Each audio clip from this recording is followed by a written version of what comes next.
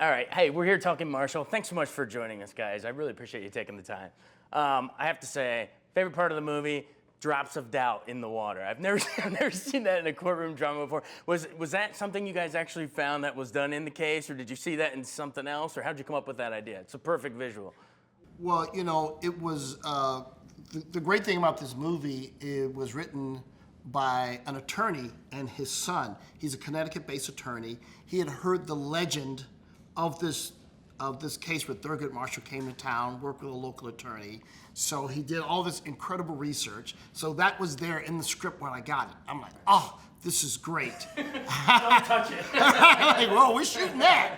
And I agree with you. I mean, courtroom dramas, we know that space, right?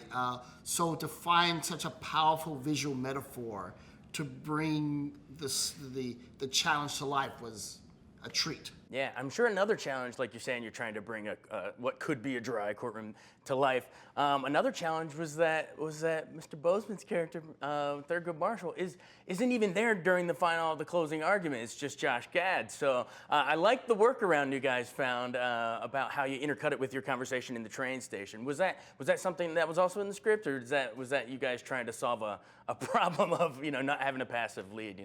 Well, yeah. I mean, for me, when you have a challenge like that, there's two ways of doing it. One is you fudge it. You go, well, let's just have him there, right? Let's cheat history. But I'm like, no. We're not taking the easy way out. Right.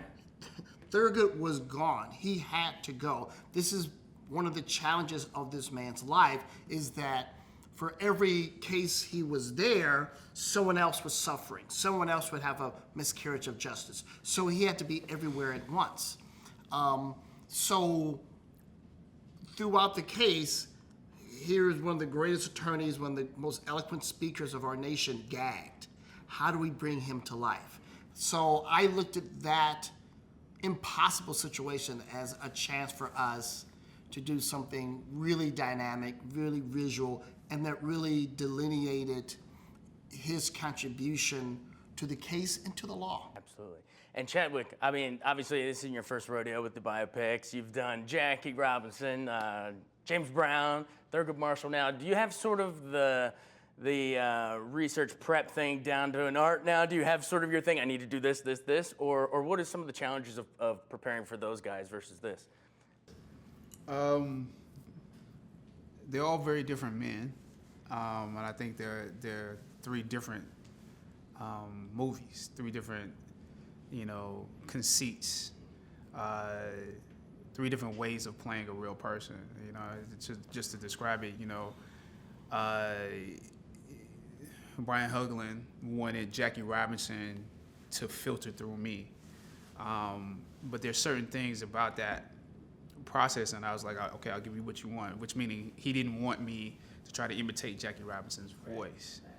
But I found that the physicality was more important, that I had to play baseball like him. I had to move like him.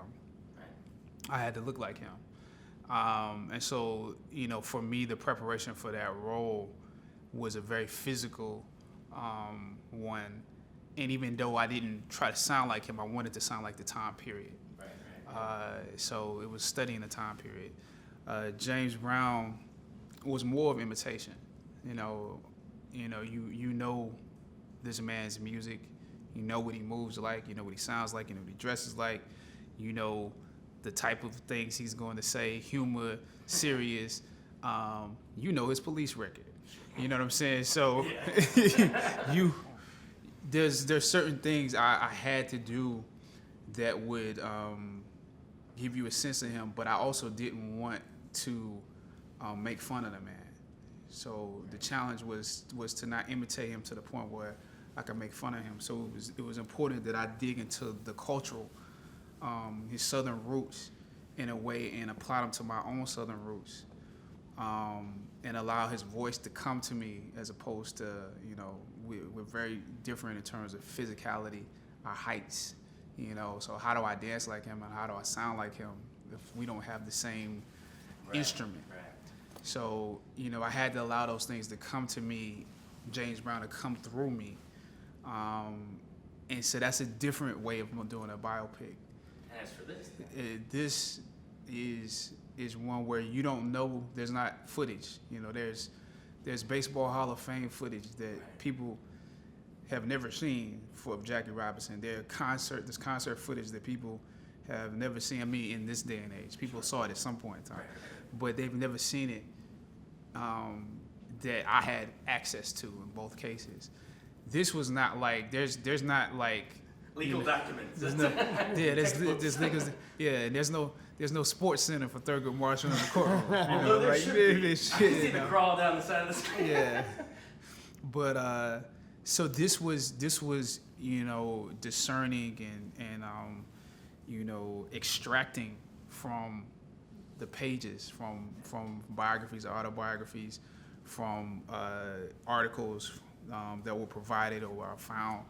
This was extracting his personality from that, and there's very little footage of him talking, but again, I think it's more about the time period, and since I didn't look like him, you don't necessarily want to go there anyway. You don't want to present the problem. You want to present, how can the spirit of this man, the essence of him, come through me. Let's not put a fake mustache. What is my Thurgood Marshall mustache? Let's not have a wig. What is my Thurgood Marshall hair? So let's let him grow out of me. Was there anything that surprised you about him in terms of what you read on the page versus not once you dig in and inhabit this guy? Oh, I didn't know that about him. That would be everything. I mean, because it's one thing to read that he's literally the single attorney for the NAACP going around dealing with all of these cases at a certain point. Later on, he had other people that work. When he got a bigger budget, he got more pay himself. He could bring on other people, but during this period of time, he was literally the only person going around doing this. Put out fire. Yeah, and we're literally watching one of the moments where he begins to assemble a group of people who can help him do this. We're watching this through Sam Friedman. Right. So it's one thing to read that.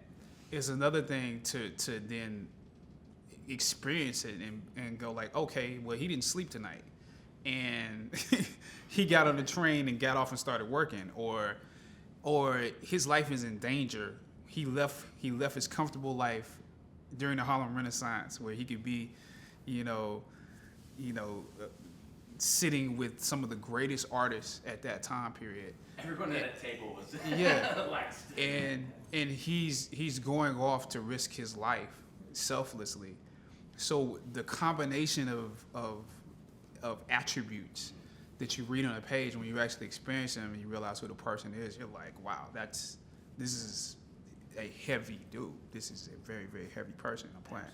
They're giving me the go home. So I wanted to say thanks for making the movie, first of all. It's going to be not only as a fun watch and a funky with the jazzy vibe and the diagonal wipes and all of that stuff, but it's also really educational. And like you said, you bring the man to life. So thank you so much. And we're excited for Black Panther, too. Hopefully that will bring some more audiences to go check out Marshall, too, man, because this is important. I'm pretty sure it will. Thank you so much. Thank you. Thank you, man.